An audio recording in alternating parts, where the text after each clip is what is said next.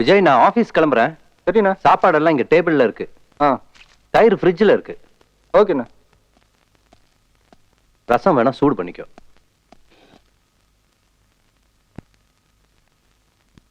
வரேன். ஆ விஜய், அண்ணா. என்கிட்ட ஏன் இப்படி பயப்படுற?